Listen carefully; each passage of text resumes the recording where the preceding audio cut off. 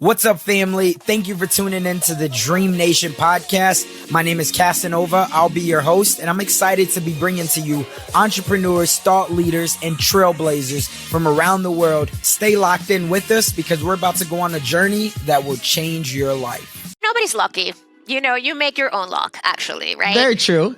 What I did is that I studied everything like crazy, right? I mean, I had a very, very limited amount of time to learn about these things, right? But I prepared myself before I shook any hand to say, well, I've been following your career, or I've been following your career of your artist, or and so there was literally, first of all, honesty on my part. I wasn't lying, right? Second, I was fresh. And third, I had great ideas. But the truth is, I didn't have any connections. I didn't the clients that I had when I was an attorney belonged to the firm.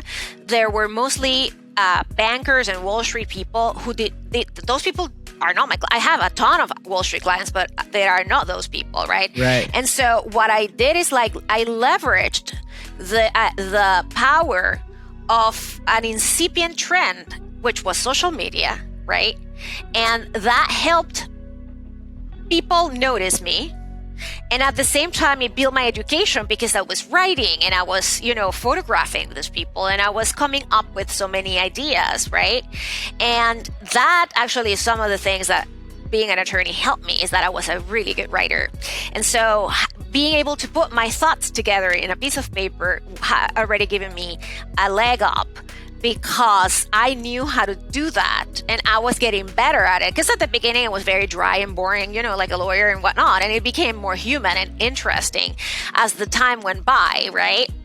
And I was a hustler. I was like, okay, you know what? Let me email Forbes to see if they need something. Let me email Huffington Post to see if they publish my story. And so it was this, actually, when they call it beginner's luck, it's because people come into situations with no preconceived notions of what's going to happen. If you have had a lot of failures or a lot of, problems or a lot of, setbacks, or have found a lot of bumps on a road, it takes a lot of courage to, pick up yourself again and forget about all that crap, right? I mean, you have to kind of but usually what stays in the mind of human beings, unfortunately, is all the failures, right?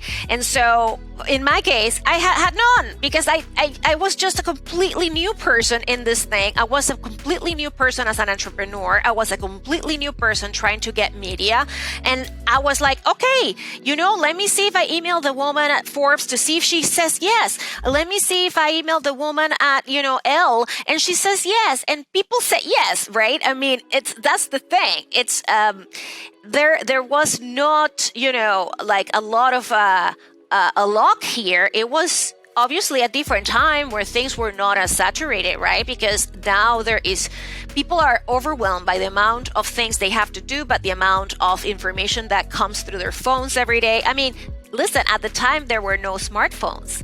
That's how old I am and this business is, right? I literally started 13 years ago. I had a BlackBerry. The exact same time I opened the business is when the iPhone came out.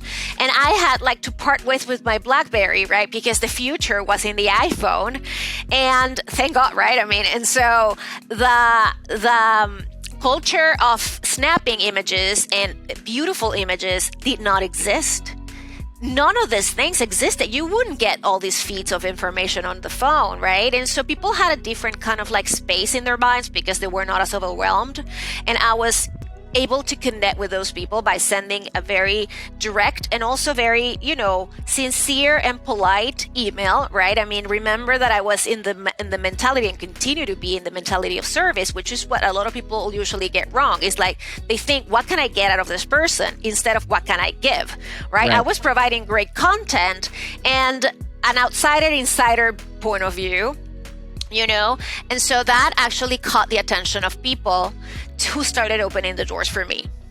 God, that's so phenomenal. So many nuggets in there. And it always brings me back, as cliche as it is, but for anybody who's not heard or seen before, it's the Roger Bannister, the 4 Minute Mile. When you talk about people already have the preconceived notions, and he was the first person who ran the 4 Minute Mile, right? But he didn't have any preconceived notion that it wasn't possible. And then now that since he's done it, there's been, hundreds, maybe thousands of other people who have now done a 4 Minute Mile. But in that beginning, no one had ever did it, but he just got in and he just took off, and it was like, wait, no, that's not how it's supposed to go. And I think that's a amazing analogy of what you talk about when you say beginner's luck, because we never think about, we get in, we learn a game, whether it's gambling, whether it's, NFTs, whatever. And we're just like, okay, we're going to just try it out. But we have that hunger, we have that purity, we have that passion to just see if this can work. And it normally does. It's like our mindset, the universe conspires to open up for us when we do that.